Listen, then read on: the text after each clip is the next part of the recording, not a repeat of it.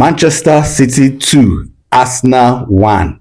What an interesting game. I told you in the pre-match analysis of this game, I made it very clear in my prediction that Manchester City is going to win the game. And indeed, that was exactly what happened. Although Jerry said that Arsenal was going to take something out of the game, but I strongly oppose that Arsenal wasn't going to take anything out of the game. And indeed, Manchester proved that they are the king of the city. I remember I was drinking water that day as a sign that Arsenal had already bottled the league. And exactly, although they showed some strength in that game, you won't take that away from Arsenal, but I think that was a little too late, okay? They should have done that in the previous games where they had ample opportunity to, strengthen the lead. At the point, it was about 9 points gap between Arsenal and Manchester City, but now it has been streamlined to 3 with Chelsea, with Manchester. Why is Chelsea coming to my mouth? Chelsea, get out of my mouth! Chelsea, out of my mouth now! Chelsea, get away! Manchester City, now just 3 points behind Arsenal with 1 game in hand against Burnley. They were playing that game this Wednesday, and for sure, City, except Burnley decided to favor Arsenal. But I don't see that happening, Jerry. The truth of the matter is, yes, based on my prediction, I said it's going to be a goalless draw. Yes. And considering what was played in the Champions League game against Sporting before getting to that Man City game, that is Arsenal on the Arsenal side. And that match, there were some positives that Arsenal needs to pick from that match, in spite of the fact that they lost to Man City. That loss, I'm not seeing it as any big deal, but though I had to fault Arteta. It's a big deal. I had to fault Arteta right from the beginning of the game, in spite of the fact that Havertz ended up to be on the score sheet. I don't think it is wise starting Havertz in that kind of game. He needed a striker like Gyökeres to put the defenders on their feet, so that, in fact, that attacking prowess that Man City used in following Arsenal will not be there. Any game that, if you watch from the beginning of the season, any game that Gyökeres starts, you see that the defenders are always scared. They're always around him. It will make the defender not to overlap. Yeah. They will always put an eye on him. But Havertz is sluggish. You understand? There are certain goals that Havertz missed, that if it were to be Gyökeres, he will not miss them. He will convert. He will convert. You understand? So with Gyökeres, he would have gotten that. And the pattern of play. You see one thing about Arteta, he overthinks football. I said it the other time. And overthinking football now made him lost hold of this title. This title would have been decided like at match week 28 or thereabout if Arteta had done his homework very well. Now it is late, and he came to City and he played well. In fact, I was wondering if Arteta can play this kind of football, why didn't he play it all this while? At some point, you were firing from the beginning of the season. When you get to match week 28, 29, 30, you start flopping. Some people say that it is the Odegaard factor that really made No, it's not even Odegaard factor. It's not Odegaard factor. I said something, I don't know who I was talking to the other day, that it is possible you play Odegaard and Eze in the same match. Eze can come from the left wing. Odegaard play that attacking midfield. If you use them that way, you will get maximum of the results. So because Eze is going to be dropping down to the midfield while Odegaard will play the free role. Now he tested it and there was results, in spite of the fact that Eze is not even really too fit. You get my point now. So if it happens that he has been experimenting this when the few times that Odegaard comes back from injury, he will be getting his results. I don't know, now he's trying to get things right when everything has gone bad. Crying over a spilled milk. If you even watch his body language that day, his body language is telling the audience that, if I lose this match, it's like they will sack me. The guy you panics, understand? He knows. The guy panics too much. He knows. Okay, now, this is where we are now.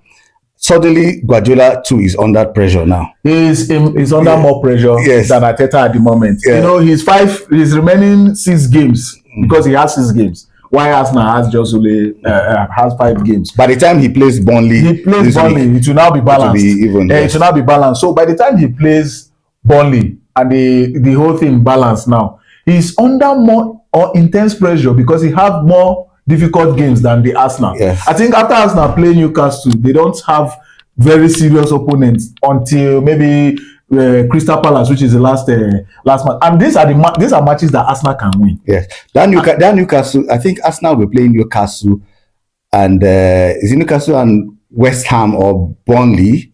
2 games before Man City. Really before Man City will play another game. So if Arsenal can win both games, I think the pressure will be back on Man City. On Man City. Yes. In fact, the pressure is already on Man City. Imagine Man City playing game this Wednesday. There is serious. In fact, there's need for them to get the job done at Burnley because it's an away game. Yes. There's need for them to get the job done at Burnley, and you don't know what football can tell. And Man City has been struggling in away games lately. In fact, this season, I think if Guardiola should end up winning the league this season, it is Arteta that gave it to him. Arteta has been delivering the league. You understand? He's just giving him master take over and over again. How many seasons back to back? Master take. This is your league. Yeah. See, one more factor. One more factor. You see, if Arsenal goes ahead to win all their games, Man City goes ahead to win all their games. It boils down to goal difference. But when it comes down to goal difference, is it Arsenal that will edge or Man City? Because I don't see this Arsenal scoring Man City a lot of goals. score goals very well. But with the way Arsenal played Man City, and this is their last match, if Arteta can stick to the plan, he's going to score goals. But up front, start with Gyökeres. If you are going to do any substitutes and for striker, then you can bring in Havertz. Havertz is always a joker. He comes in and he gives results. But starting is a problem. Like that's very sluggish. Sub guy. You understand? So if Gyökeres have put enough pressure on the striker, Havertz can be on the bench studying the game. Do you see Arsenal lifting the trophy at the end of the season? This trophy is going to be decided on the last day, and I am not saying Arsenal will win or Man City will win.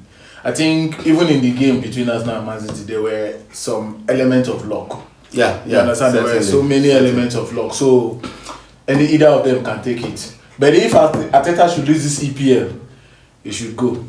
But if I'm to bet right now, I'll bet on Man City to win the league because the optics are in their favor. Apart from the fact that yes, they have tougher games coming compared. I will agree with you on that Man City because Guardiola is an experienced coach. He's a he's a trophy-winning coach. You understand? Arteta don't have it. So if Arteta should handle it, maybe by next season he will know what to do in terms of retaining the title and all that. But okay, let's quickly look at Manchester United, Chelsea game. I was tempted not to talk about it, but let's just give them that benefit of the doubt. It's no more a game of rivalry. It's no more a game of rivalry. There's superiority encounter. There's superiority here, and Manchester United had the day at the end of the day, and just as we said, Bruno Fernandes had his assist. So that's as predicted. 18th assist. 18th assist. Yes. You understand, for an attacking midfielder, with the best attacking midfielder so far record in the Premier League. So we always knew that Chelsea will not have anything to take out of that. So that means Chelsea is not going to Europe this season because Aston Villa, Liverpool. Even the Manchester United, Aston Villa and Liverpool, they are following each other back to back. Yes. Forget the fact that Liverpool is 55 points, Aston Villa and Man U, they are 58 points respectively. But the fact there remains that they are following each other. And this their third and fourth position, including the fifth position, will be decided on the last day. Yes. So that will now make this Manchester City Arsenal title decider to be a kind of a big hurdle for the both teams and the both manager. They are under a lot of pressure. Yeah, I agree with you. So it's getting more interesting as we wind down the season. Anyway, let's see how it plays. We'll be here till the last day. We've seen this thing before. Yes. We've seen it before between Manchester United and Manchester City. Yes. That a chopper was holding the Premier League at the middle. Okay, is it Man U that will win or Manchester City that will win? At the end of the day, Manchester City had. But it's going to be very crazy. That was around 2000. The tension, the nerve, no, crazy and interesting at the end of the. Let's see how it goes. So we'll just sit here and enjoy the football. Exactly. We'll bring you all the analysis, the insights, and we'll just enjoy. At the end of the day, was we a winner? Yes, and also the banter. Yes. All right. So unfortunately, Chelsea, there's nothing for you. Where you take over from where Man U took started this season. Yes. This season, Man U didn't play European They didn't play. So next season, Chelsea will not be playing any European football. All right, guys. Leave your comments in the comment section. What do you think? Do you think Arsenal will still leave the trophy this season, or do you think Manchester City under Pep Guardiola will be lifting the trophy again? That will be his 29th trophy, right? I think so. Yeah. And his 7th Premier League. I think they should. If Guardiola should leave this Premier League, they should call it English Pep League. In fact, you won't be wrong at all. English Pep League, because you won't be wrong at all. You understand? It's now his league. Yeah. You understand? And if England should allow that, that means English Premier League is not a top league anymore. I will say that. So please subscribe to this channel. Don't forget to also turn on your notification bell so that you can see more of these videos as they come your way. Thank you so much, guys. Cheers. Thank you.